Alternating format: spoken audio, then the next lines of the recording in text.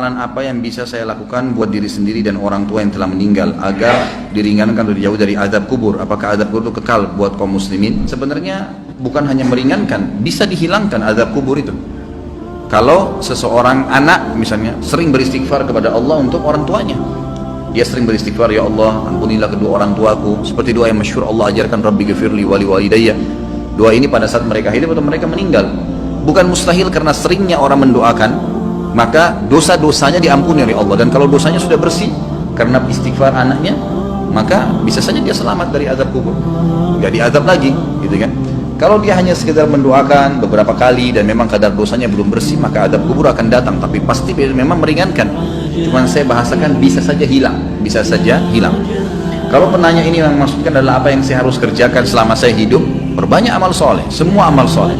Jangan tinggalkan peluang apapun dalam mengerjakan kegiatan atau perbuatan amal soleh apapun, sekecil apapun, apa saja, senyum dengan muslim, bersedekah dengan 1.000 rupiah, apa saja yang kebetulan Allah sedang mudahkan di depan mata kita, jangan disia-siakan, kerjakan semua.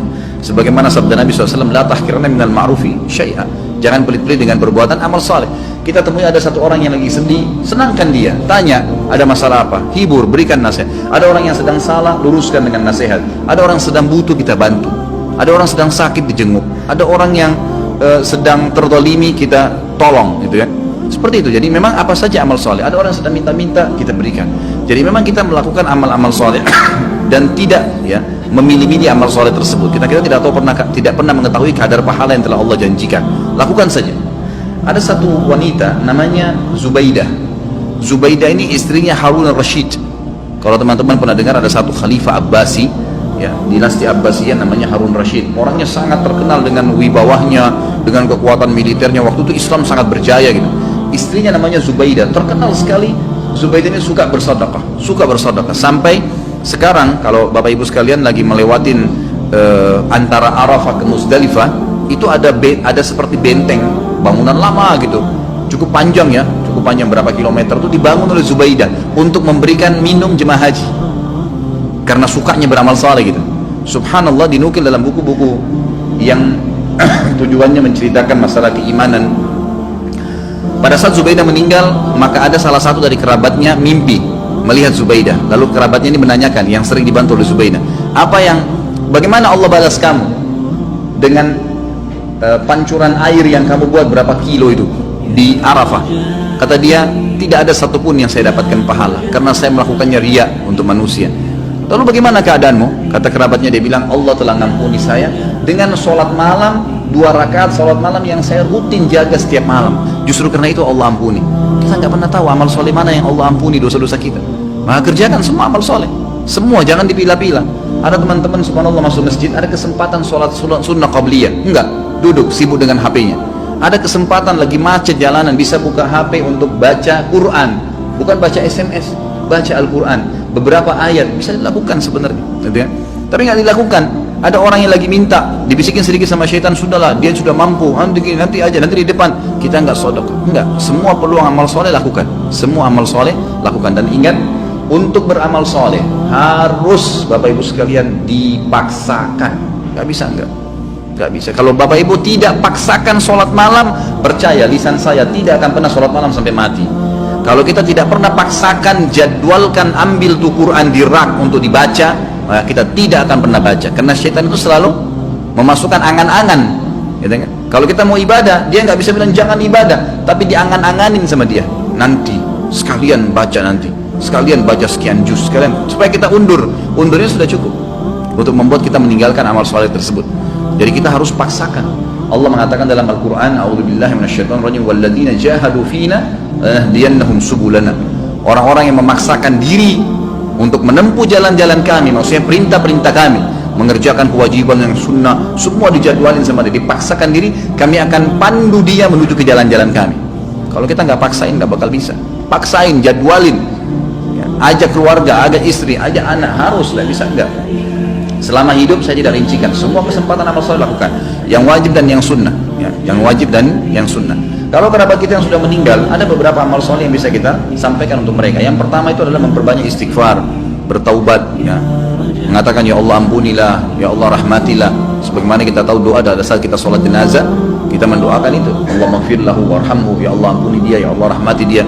Tadi doa Rabbi ghafirli wali walidayya untuk orang tua, itu juga termasuk minta agar diampuni. Allahumma ighfir lil muslimina wal muslimat, itu untuk orang hidup dan mati kita bisa doakan istighfar. Ini sangat besar manfaatnya. Ada juga dalam hadis Bukhari dijelaskan akan datang nanti seseorang pada hari kiamat dikasih pahala bergunung-gunung. Jadi ternyata orang ini amal solehnya sudah banyak dan dia selamat dari azab kubur karena amal solehnya banyak, dosanya bisa dikatakan tidak ada tuh sedikit sekali. Di hari kiamat dikasih pahala bergunung-gunung. Lalu dia berkata kepada para malaikat, dari mana? Saya tidak pernah saya tidak pernah kerjakan amal-amal ini. Dari mana? Setahu saya nggak ada karena semua amalnya sudah diperlihatkan. Dia bilang ini istighfar anakmu untukmu. Karena pada saat istighfar, ya Allah ampunilah kedua orang tua aku, atau kita mengatakan Rabbi ghafirli wali walidayya, ternyata dosa mereka memang sudah bersih, udah nggak ada lagi, maka tetap itu dijadikan sebagai pahala karena tidak ada pembersihan dosa, maka jadi pahala buat mereka.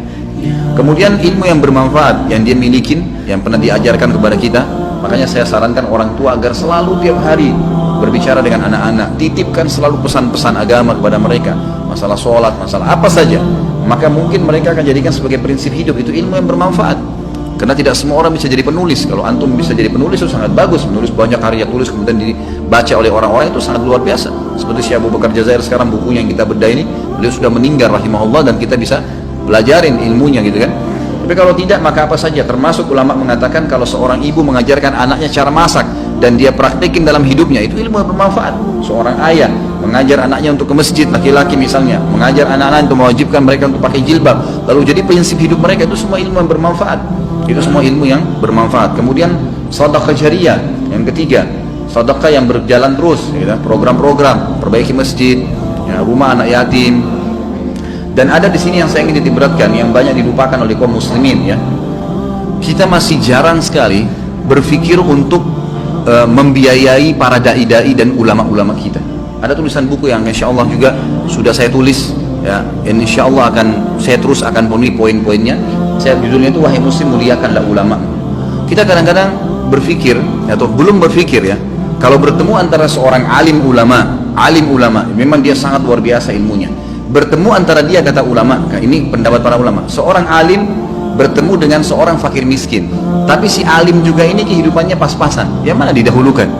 Kata para ulama, si alim yang didahulukan dari si fakir miskin, karena dia juga dalam keadaan miskin. Kenapa? Karena satu orang alim itu bisa memberikan manfaat kepada jutaan umat dibandingkan dengan orang fakir miskin yang tidak punya ilmu, sampai pada tingkat itu. Kalau di Saudi ada sponsor dai, ada pembiayaan para ulama. Tidak ada ulama itu yang sengsara. Kalau di Timur Tengah mereka disiapkan segala-galanya oleh kerajaan atau oleh kaum muslimin yang membiayai mereka. Ini juga hal yang mendasar. Itu bisa menjadi sedekah jariyah karena pada saat dia ternyata melakukan, ya, taklim, dia bisa nulis buku, ya, dari sumbangan harta yang kita kasih, maka itu kita akan punya andil. Masjid dibangun, rumah anak yatim, memperbaiki janda-janda, rumah-rumah janda, kemudian membantu kaum muslimin kayak sekarang yang lagi, ya, tersiksa, ditampung mereka, kita sumbang. Itu semua hal-hal mendasar yang bisa menjadi perbanyak, ya, amal kita nanti pada saat meninggal. Kemudian haji dan umrah ini juga dibolehkan bagi orang yang hidup menghajikan dan mengumrahkan orang yang sudah meninggal atau orang yang sudah tidak mampu. Hadis Bukhari menjelaskan masalah itu. Seseorang datang kepada Nabi SAW berkata, ya Rasulullah, sungguh ya Rasulullah, orang tua saya, ayah saya sudah tidak mampu mengadakan perjalanan haji, umrah, bahkan musafir, tapi masih hidup, sudah tua sekali nggak mampu. Apakah boleh saya haji dan umrah untuknya? Kata Nabi SAW, umrah dan haji lah untuknya. Berarti orang tidak mampu boleh. Orang yang sudah meninggal adalah hadis Bukhari juga, seseorang sahabat pada saat sedang haji bersama Nabi SAW, lalu dia berkata, ya Allah, labbaik Allahumma hajjan an syubrumati. Ya Allah, saya niat haji untuk syubrumah, keluargaku yang sudah meninggal. Lalu Nabi SAW mengatakan, ahajjta an nafsik, kau pernah haji nggak buat dirimu? Dia bilang belum ya Rasulullah. Kata Nabi SAW, huj an nafsik thumma huj an syubrumati. Haji dulu buat dirimu, baru kau boleh hajikan kerabatmu yang sudah meninggal. Hadis ini juga menjelaskan bolehnya haji dan umrah untuk kerabat. Ini kurang lebih yang diberikan gambaran oleh para ulama.